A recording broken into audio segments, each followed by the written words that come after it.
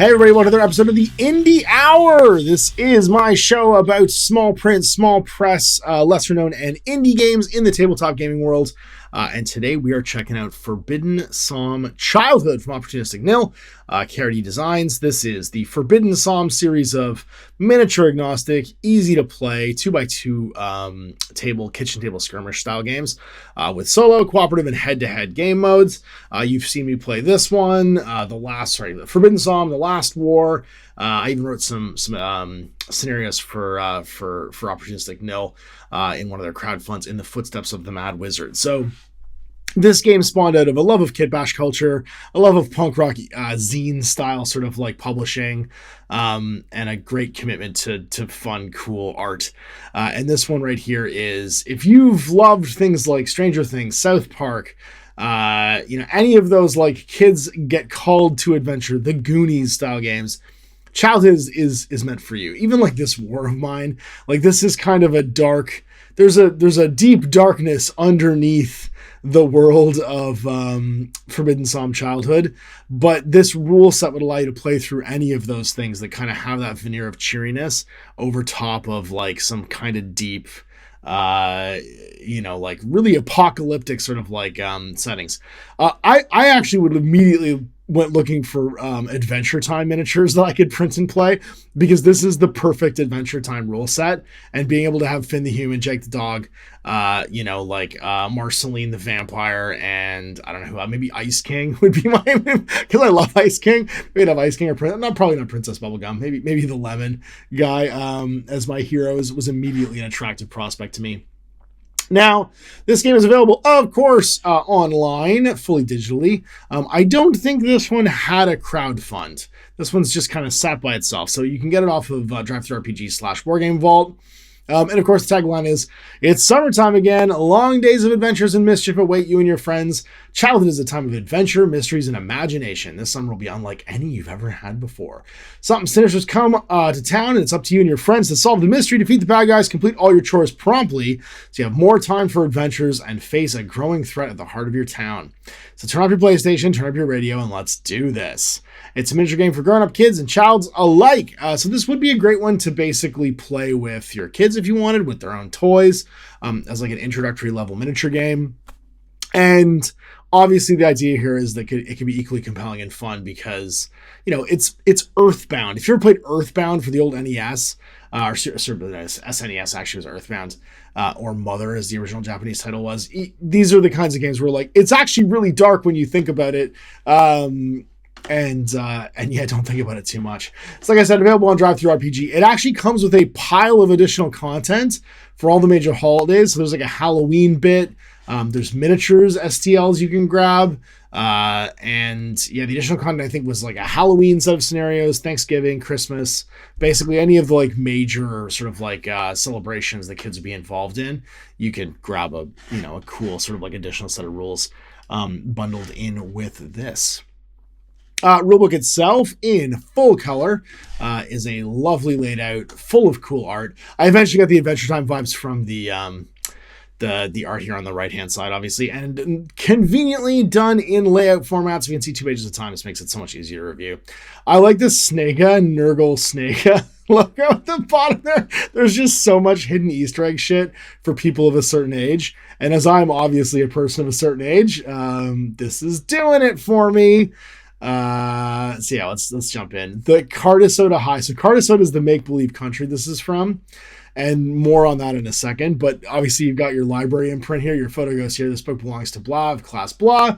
And the idea is this entire rulebook is kind of laid out like a composition book you would have had in school. Carpe Delaharm something. I can't quite make out the imprint, but obviously sees the something. This is a hand stabbing. It's kind of ominous. The credits obviously here is that a lot of this is collaborators from previous KRD Designs, Opportunistic NiL things, and also his kids. Their kids are all often doing drawings in here, and I imagine some of this is actually being drawn by the kids themselves for inclusion in this book, which I think is great. There's a few actually illustrations by the author's kids in the first one too. So the basics, what we're getting into, if you've played a Psalm-based, I'm going to call it Psalmiverse or Psalm core game before, you got 4 stats. What do you need? You need some minis, you need some dice, you need this rule book, and you need at least a 2x2 playing service. The even more miniature agnostic layer here is play it with toys if you want, play with Lego, play with your kids' favorite things, play with your kid if you want, or play it yourself with your favorite. Like I was going to play this with Muscle Men. Everything's in inches. You can always pre-measure. Dice rolls are considered a DR, and you usually get given a target number. Game uses the polyhedral dice, and we've got STLs of all these little kids in the the drive-thru RPG vault that you can download if you want to print these guys. They're kind of like Funko Pop style. They're slightly ominous with their black beady eyes. I don't know. It has kind of a Coraline thing going on, but I still like it. But use whatever you want. And then you need 2x2 space and some terrain. Use what a kid would use. Boxes and toys, whatever's to hand. And then properties, so just some words that you'll recognize in here. So bad guys, blind when you can't draw line of sight. Consequences are the wood for wounds in this, because obviously they want to be child friendly. So if you take a number of consequences, including your health stat, you get taken out of the game. Consumable means you've lost it. Kids, the term for player-controlled characters. Hard plastic ignores all armor. That makes me laugh. Range can be used to make an attack up to 12 inches away. Ranged X, where the inch is the total max inches. Reload, model gives the model movement to reload, and then it can take an action. So you have to basically give up your movement to put a bolt back in the crossbow. Reload X, but the number of times you got to give up your movement is equal to X. Return to sender. When a kid with an item with this property is targeted with a thrown weapon, they can make an attack roll. If they fail, they're hit by a normal thrown weapon. If they pass the roll, they redirect the thrown weapon back to the thrower. If the thrower also has an item with return to sender, they can also do the same. This can create rallies between kids like in tennis. I love this. So you can like bounce a boomerang around. Thrown weapons, they can be thrown 6 inches. Trapped, kids can't move for the rest of the round. Soggy, an item with its soggy can be destroyed by an item with the property water. If a kid with an item with the soggy keyword is hit by an attack with the water property, they roll a d6 and the result of 4 plus the item's lost. I love this. And then water, it's the soggy keyword, blah, blah. It does double damage to robots and dirty keyword monsters. So water's extra dangerous to certain things. I love that. That's such a cool, like, there's some pretty basic keywords, but like it's logic that would make sense to a kid. So again, it leans into the theme. Okay, here's where we start to get dark. So you've decided to become a card associate. We congratulate you on your choice of as you're in the best of company. Card Associate is a wonderful place to raise a family. We have everything you need, from green forests and mountain rivers that lead into a sea to our nuclear power plant in the booming city of Montelari, home to the international HQ of T-Bec Incorporated. So we've got an evil corporation. We have a nuclear plant. And then this little note on the right here with this dark photo. A refound identity during the chaos of the Last War. So this is a sequel to the Last War miniature game that he wrote, where there's like an end apocalypse happening. Cardasoda suddenly found himself cut off from the central government and an anarchy as a coup was launched, resulting in Cardasoda suddenly becoming independent. Independence turned out to be vastly underrated, as the former province was dirt poor and on the precipice of ruin. Through sheer grit, small-scale starvation, and forced hard labor, the country avoided bankruptcy and could move towards a better future based upon an understanding of the importance of the consensus and a welfare state. So, Cardasoda's history is far from glorious. It's a small and relatively unimportant piece of land dominated by the larger neighbors. The region was most settled after the last ice age and saw a large influx of colonists and missionaries during the 11th century. The time was marked by tension and small-scale skirmishes until the country was swallowed by her neighbor and became a province, known for sending her soldiers to die and her trees to build the nation. So, yeah, this is like, man, there's so much dark shit here. We've also got, like, some references to different towns. So you have the quaint towns of Ebervale, Welshpool, and New Quack. They have a friendly rivalry. And then Montelari High School is the most prestigious high school in the state, and our most distinguished youngsters go to there to study. And they have a state university, too. Just, New Quack was built on land once used as a pet cemetery before it's been used as a toxic dumping ground. Therefore, it had been a ghost town left over from the great silver mining of old. So you've got 3 plot hooks, basically, for why there's going to be zombies there. I love that so much. All right, so that's it. There's your background. It's really all you need, and it's a bunch of like in jokes from previous games that NiL's written, and also like just, you know, all the fodder you would want for a bunch of like like it has an apocalyptic end war. I don't know what year it is. I don't know what the technology level is supposed to be. It's kind of 80s. Kids wearing a fanny pack. Like, who knows? No notes, just 10 out of 10. It's perfectly vague, but also with enough like Easter eggs of shit thrown in that I'm immediately intrigued. All right, so what we're going to embark on now is basically a kids reskinned version of the Warband creation from like every other Somme game. You get 4 models. They have to be a random name. You got to allocate their stats, same kind of stat block stuff. Roll for their background. Spend your starting 50 bottles because you're collecting bottles to get quarters for them, and then go on an adventure.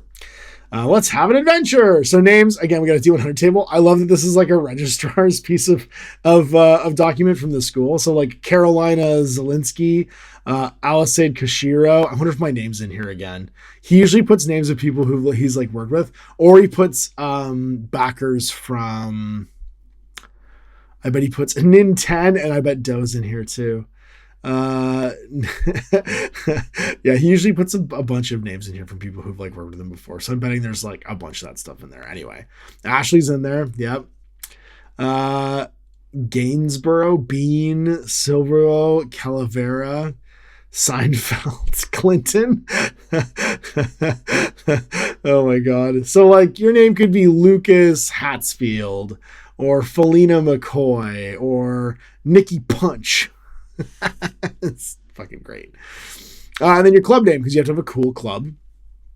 So you can be like the anything throwaways, Mad Murphys, Pearl Incorporated. I like the Chili Peppers are in there too. That makes me mad though, because I hate the Red Hot Chili Peppers. The worst band. Except for Flea, he's a saint. Anthony Kiedis is gross though. 10,000 Chili Peppers could be your name though. Manic Street Goblins. This is fucking great. Tremendous. And then like standard sort of like Somme core stuff. So you can either have choose a roll a d6 for your stats. Now this is kind of a new stat block. It's either +2, -2, +1, -1, or 0 across the board, which I found interesting. Your 4 stats are mind, heart, body, and cool. Used for cool tests and doing cool stuff. Body's for strength stuff, and your movement is 5 plus your body. Heart is your health and being tough. HBs are 5 plus your heart. And then mind, used for working stuff out and lying to your parents about where you've been all day. So your hit points are going to be your heart +5. Your movement's going to be your body +5. And then you got your cool and your mind for your other stats. When you recruit a kid in your club, including at the club creation, you should roll a D100 to assign them a background. If a kid in your club has the background, you roll until you get a new background. And so this is kind of replacing perks and flaws into one thing. So there's just way more of them. But you could be like exposed to dangerous chemicals and just makes you cooler. You could be snotty. You're -1 cool, but you gain the snot attack. Ex-private school student. For reasons you prefer not to talk about, you had to leave a prestigious school and enroll in the Plainfield Primary. You're -1 to your cool stat. 10, skater, skate or rider, skateboarder. You gain a skateboard for free. Changeling, you're actually a goblin. Refuses to drink goblin juice.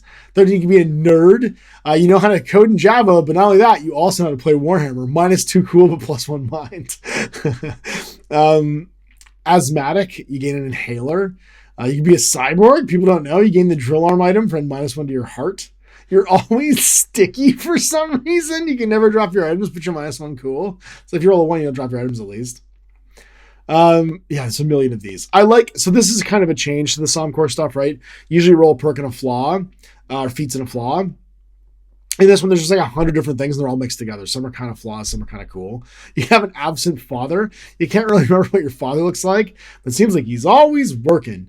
Sometimes he leaves you an allowance. Roll d6 after every adventure. On a 4+, you gain that many empty bottles because he's drinking by himself. Also, alcoholic parent. Receive d6 bottles after every adventure. Hey. Gain a mascot suit. Undiagnosed ADHD. Gain a free move action every turn, but you have to move your full movement value. And this move action must be used or a kid takes a consequence. You always have to run around. You'd be a fucking mutant. Computer whiz. Gain the home computer skill. Gain the Game Master skill. You can be a bully, gain the Taunt, and the club loses a mood because you kind of suck. Teacher's Pet, you gain an apple. 4 eyes, gain spectacles, and -1 to all rolls if you ever lose them. Girl Detective, crime is rampant. Gain the self-defense school. Sometimes that puts you in your friends' together, so you get to kung fu. The Brundle look, you get the vomit attack school because you turn into a fly. Or a latchkey kid. Nobody is ever there when you come home. As a day orphan, you've learned to take care of yourself. Gain 1 slightly disappointing sandwich. And then if you roll 101, the one, pick a background. Pick whatever one you want. I think that's really good. Horse girl. Sometimes you have you're Tina from Buzzwords. Sometimes you have a strange dream, an equestrian dream. You dream of being a real, doesn't say it, doesn't finish. A real, where's the rest of it? A real horse girl, I guess. I don't know. And then your skills. These are just extra things you can do. Being a riot girl. Kids with the skill ignore all negatives to cool rolls when making chicken tests, such as imposed by the bad guys. Fingers crossed, kids can play an action to play dead. Kid can no longer be attacked, but also cannot attack until they take another action. Skills earned through completing tasks or backgrounds. If a kid takes a 3rd skill roll, a d6, and a result from 1, the kid's enrolled in the gifted program and leaves the club.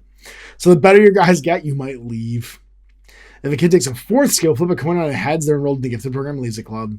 If a kid ever takes a 5th skill, they're automatically enrolled in the school for the gifted youngsters and lost from the club forever. So you get all these fun different skills. The bottle craze smashes recycling targets. From wine bottles to goblin juice, kids in Cartazota have gone crazy for the new bottle return scheme. And while going green should not be discouraged, there's growing concerns the kids are only returning the bottles because of the small financial reward for doing so. It would appear that the young people in Cartazota have begun to use the bottles as a form of currency and are even trading in all manner of unsavory goods. And it would appear that it's not just bottles that you're from their own homes the kids are after. Like grave robbers of old, the kids have taken to raiding the bins of residents and taking other people's bottles. Bottles can be exchanged for goods and services. Next time, you go in the dumpster. And then you got 50 bottles to spend. So your bottles basically are going to be what you use as like your in-game currency. Each kid will need at least 1 weapon, an outfit, if we can afford it, might prevent scuffed knees, and some items that offer benefits and can be used to heal consequences. And you get 50 bottles to spend at the beginning. Items can be sold at half your value, rounding down, and then they somehow have rarity. Forbidden and legendary items cannot be resold. So things you can buy. Goblin juice, 5 bottles. It costs 5 as an action. For the rest of the adventure, the kid loses 1 mind and gains a free move in each round because you're just jacked up on goblin juice. It's Jolt Cola. Apples, get your health back. Art supplies, as an action, can be used to make a cardboard sword and a cardboard shield. So for 5 bottles, you can do that as an action and arm up. Get a fishing pole. Is required to undertake the Gone Fishing adventure. A cardboard shield can be ignored. Can be used to ignore 1 successful attack, but it can be soggy, so you can destroy it if it's wet.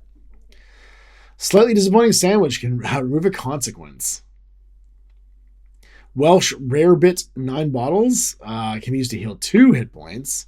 Can of spinach can increase kid's body by 2 for the rest of the adventure. A balloon can be destroyed to ignore 1 consequence at the point at which the consequence is taken. And a tasty sandwich for 12 bottles can be used to remove all consequences. And then your outfits are things like a cardboard robot. It's defense 1. Leather jacket. You get +1 cool when it's worn. Elbow pads, +2 defense. Hockey gear, defense 3. Mullet, defense 0, but special. When kids can reroll a single die once per adventure, but the kid takes -1 cool because you have a mullet. And then a yellow raincoat, defense 1. Kid ignores all effects from the weather table. You can throw footballs. This is some very Earthbound shit right here. A cardboard sword, a wooden sword, a baseball bat, a cricket bat, slingshots, and pog slammers. You can throw a pog slammer at somebody. Hacky sacks, super soakers, Nerf guns. I definitely had both of those. Frisbees, yo-yos, an awesome rock, a really cool stick, bows, water balloon, spray cans, mighty changing energy trooper with a sword with LED lights. It's hard plastic, ignores all your armor.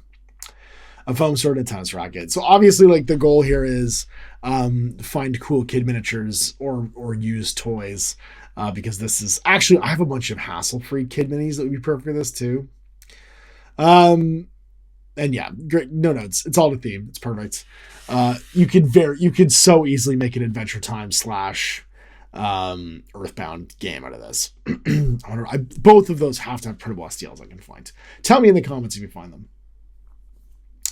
And then stuff. Name, what they do, cost. A used comic. The holder can reroll 1 cool test per adventure to cost 4 bottles. Animal costumes. Bad guys with the animal keyword, ignore this kid unless they attack them first. 5 bottles. Bike helmets. Can fall from any height and take no damage. A pog collection. You get +1 cool and you're immune to attacks from the pog slammers. 2 cans and a piece of string. 2 kids within 6 inches. When you spend a mood on one to do an action, the other kid can perform the same action, like target the same bad guy with a range attack, make a move, etc. A well-used board game. Kids can spend a mood to remove a consequence. A Walkman. When played, this you can listen to music from the 90s. All right, perfect. So we know when this is set now. If all players agree that an epic song comes on, you can auto-pass all cool tests during that song's playtime, once per adventure for 10 bottles. And a 1-up. If a kid holding this item is reduced to 0 HP instead of removing them, heal 1d4 HP. So basically, it's like a return to life thing. Oh, cool. So we have an actual timeline here. Aaron Brooks goes to Skull Island.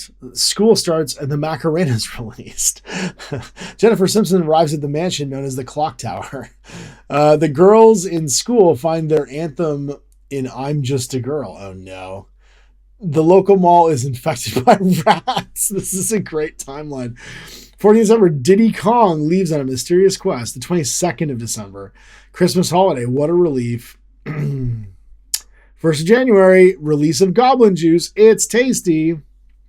25th of December, the telephone cables glow hot as kids keep calling each other to brag about their great presents. 18th of February, Daytona 500 begins and Iron Man shows his mad skills. Oh, man. The 2nd of May, the whole 4th grade hangs out in the Powell's yard and keeps yelling at Can Jack come out and play? So this is childhood. This is like the timeline of childhood. I like that. That's a cool little gimmick. There's no in-game purpose, but it firmly tells us when this is set. And actually weirdly sets it not during my childhood, but during my teenage years. I'd have been 15 or 16. I would have been a degenerate bad guy in this game. How to play. The rule of imagination. If a situation is unclear because of rule conflicts, the kid gets confused. In this situation, you'd always interpret the rule in the way that at least beneficial to the club. So it's the rule of carnage. Playing the game, pick an adventure, set the table, determine the weather, deploy the clubs for the adventure, determine who goes first. And then you roll for initiative.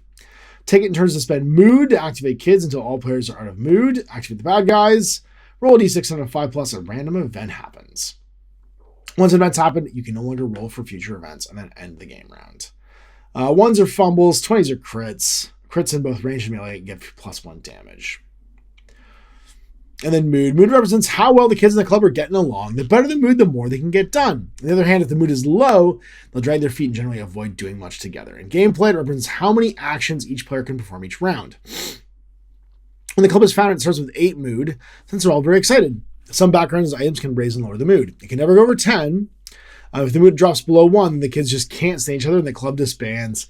You've lost the campaign, you must start over with a new club. Even if the club's mood is sunk below 6, the players are still allowed to count it as 6 for an adventure. The situation might be grim in the clubhouse, but the kids will still put in energy for an adventure. During a round, all players take it in turns to activate 1 kid at a time. When a kid is activated, they can perform 1 action from the list of actions. Once the action's performed, the next player gets to go, and so on and so on. But if you activate the same kid more than 4 times during the round, the kid must pass a body test after the activation or take a consequence. When you select a kid. So basically, this is a little bit more, mood is a little bit like Orders in Infinity. You have a pool generated at the beginning, so like 8 in the starting adventure. It's usually 2 per guy. And you're able to spend them as you go. But if you go more than 4 times the single model, they start to get stressed out, which is neat. And you can move, range attack, melee attack, use an item or skill, pick up or drop an item, interact with a treasure token or specific stuff with an interview for the adventure. You roll for deployment. Initiative is a d20 roll. Highest number picks a model to activate first and take it in turns to activate a model until they're out of mood. If a player has a disadvantage in mood left to use, they can pass until both players have equal mood. Alternatively, the youngest player should go first. And then everything's TN. This is just like Forbidden Song. Everything's TN 12. So you try to roll a 12 or better on a d20 for most of your tests, unless it says otherwise, and usually add an associated stat. So like a DR If you're doing like a mind test at DR12, you'd add your mind to the roll, etc. Some basic movement rules. Yeah, combat range stuff. Every weapon will have a stat you test on. You take damage based upon the weapon itself. And then chicken tests. You have to make a cool check to see if you're a chicken or not. On a failure, they run away home, immediately moving their max movement towards the nearest table edge. And you can retake it each time you get chosen to activate, otherwise you keep running. Damage lasts until the adventure ends. Consequences last until a kid has a consequence removed by an item or leveling up unless stated otherwise. So consequences are like permanent health reduction, and then HP basically refills between games. So like it's like how much trouble are you in as you play the campaign. And I like this differentiation. So consequences are kind of like you getting in trouble with like the powers that be that run your life because you're a little kid. And then the damage is like what you have to manage during the actual game. So if you ever go run home with 0 HP, you have to get a random consequence. So like a cool new scar, you get +1 cool. A bad stomach, kid gains the fart attack skill. Mum strength, +1 body, -2 cool. Scraped elbows, -1 body for the next current adventure. Brain worms, swap 2 stats at random. Learn a painful lesson, increase 1 stat by 1. Or get lost on your way home and lose a bottle. And then cheat codes. So these are a little bit like the omens were in Forbidden Psalm. They're like your little bonuses. Critical attack for +1 damage. The Konami code, reroll any dice, yours or someone else's. God move, remove all consequences from a kid in play. Save scum. Scum save, I believe, is the term that I used to call it, but maybe save scum is the one that Kev had. Cancel 1 critical or fumble. Inventory hoarder, reroll the treasure table. And then easy mode, automatically pass 1 test, like jumping morale or combat. And then rules for bad guys. AI is roughly the same. You get a flowchart for the AIs for all the bad guys. You have to do chores. Chores are a specific bad guy that kids will have to defeat on their adventure. When a chore is reduced to 0 HP, it's completed. So a chore is basically a monster that you have to do. A younger sibling you have to look after. A leaf pile you have to clean. Dirty dishes you have to do. Stinky garbage. So the bad guys are chores that you typically have to do to fight. And then you play the campaign. It breaks down into different adventures. Weather can affect the table. Obviously, you're going to roll to see what it has, like high poly count or fog. All range weapons are reduced to 3-inch range. And then episode 1 in the summertime. So the idea here is that you would probably do this in order. The Great Satanic Cat and the Mangy Cat. If 4 mangy cats are defeated on an adventure, a Great Satanic Cat appears in a random board edge. I think that was an episode of that Oatmeal TV show. Or no, it's not an Happiness TV show, I think, with the cat. And that one's replayable. Babysitter Bedlam. The ankle biters are the bad guys. Hardware boss battle. The melancholic machine man is your bad guy, and animated appliances. This is very Dogman, or what was it? Captain Underpantsy. And then at level 1, as you play these missions, these are the random events that can happen, but only 1 happens per game on a 5+. Like an ice cream truck arrives. You see the boogeyman, and you lower everyone's mood by 1. You notice there's actually a lot of cameras all over the neighborhood. It's almost like someone is documenting your life. But that can't be right. You're just a bunch of kids who don't want you on TV. So some of them have like no actual consequences. They just make the thing weirder. And then episode 1 credits. You get to roll on the loot table, and then for the club that defeated the boss, they gain a random nickname below. So you can be called like the Terminator, Rob. And that's your cool loot you can find. And starring as the Great Satanic Cat, Harrison Ford, as the Mangy Cat, Winona Ryder. The ankle biters are Danny DeVito. The melancholic machine man is Arnold Schwarzenegger. And the animated appliance is Drew Barrymore. And then as we go through, like there's more episodes. The Manic Comic Megastore. These are great. Fly Away Home. Porkageddon. And the other random events too. I don't want to ruin these too much, but yeah, we get older and slightly more grown up the more episodes we go through. And then we get some bonus stuff like going fishing, fighting a grandma. This one's got Morgan Freeman as both parents, Michael J. Fox as the goblins, and Uma Thurman as the Tooth Fairy. The Tragic Kingdom, and your expansions like the you go fight a chemical plant because shit's getting weirder and weirder. This one's got as an office drone, Keanu Reeves. As the corporate ninja, Kate Winslet. Nicolas Cage as Dr. Stockman. And the juicer's Gary Oldman. After each adventure, the kids return to their fort to see what treasure they found. These can range from shiny stones and bottles to empty bottles and coins, but they're all cherished and valuable. After each adventure, it's time to take stock of the situation, put band-aids on bruises, drink some goblin juice, and see what else there is to do. How is everyone holding up? Count the current mood after the adventure, then add the following modifiers. If you succeeded in an adventure on a 4+ roll of d6, gain a mood. If you failed, you're -1 mood. If you defeated a boss, you get +1 mood. If 2 or more kids run off, you lose mood. And then add or direct mood is mentioned in the adventure reward section. Did you learn anything? If you defeated a bad guy, you get an XP. If a kid ran off home, you got an XP. If you healed a consequence, you get an XP. And then recruit a new kid to your club if you don't have 4 members. No more, no less. And then visit any open store to buy stuff. You can also swap stuff around between kids. Then you can trade your items. And if you won or not. Do some chores to make some money. You can make your bed to get a random item in a bottle. So the cost is a mood to gain these things because mood goes down when you do chores. And then we got our little record sheets here and some D1000 tables whenever you're told to roll for random item. A D100 table for random items. That's great.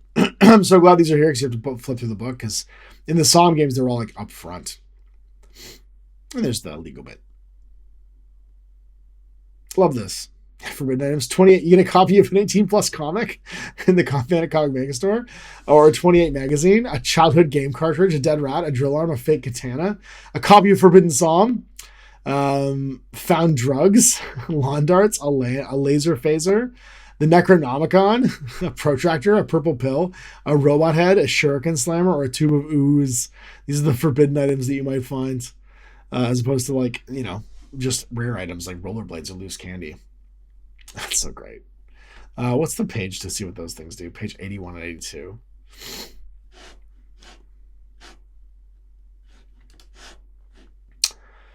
Consumables. Atomic Goblin Juice. As an action that can be taken, kids lose -2 mind, but get additional free activation per round. Let's see what 28 mag does. Kid gains +1 cool, but suffers -1 mind. A copy of Forbidden Somm, +1 mind, but -1 cool. 18+ comics, a kid gets 2 cool. And a protractor gives you 100 bottles. Damn. A tube of ooze can throw the ooze on a bad guy and then turn into a mad cow. Or get a fake katana with a 5 damage weapon, but it breaks on a fumble. The Necronomicon. As an action, they can summon evil spirits. Evil spirits target one non-boss bad guy and remove them from the table. Kid using it must make a cool test. On a failure, they're lost forever. Game with a background pure fucking evil auto passes this roll. All items under the counter are considered forbidden, so you can buy these under the counter. That's great. And that's it. So there's our let's go on an adventure Forbidden Somm. Yeah, it is exactly what you want it to be. You can find all kinds of probably minis to represent your favorite like TV show or comic series or, just a bit of nostalgia out there and play this with it. And what's great is this literally is as inclusive for young people if you want to play your first miniature game with your kids or your nieces and nephews or, young people in your life and interest in tabletop gaming. You could literally just with this rulebook and some dice play this with like whatever's around. Or you could be like me and get crazy and decide that you want to do like a whole themed thing to some video game you like. I think this is maybe my favorite game Kev's done, mostly because it's kind of like The Stand from Stephen King. He's pulling together the universes he's created into like an extended universe and then kind of pulling himself into it. And like also kind of breaking the fourth wall by having like a copy of Forbidden Somm under the table, a copy of 28 mag. Like this is the of the lexicon of games he's made. This is kind of his Deadpool, his fourth wall break, like wink at what we're doing here. I do hope this goes into print at some point. I think this would be cool as a print project. I mean it's out, so I don't know if he'll do a crowdfund for it, but this is one of those ones that I don't know. I would love to have this on my shelf at some point. So there it is, another indie hour on the books. We'll be back next week with another patron-picked games. The patrons obviously will vote on these games.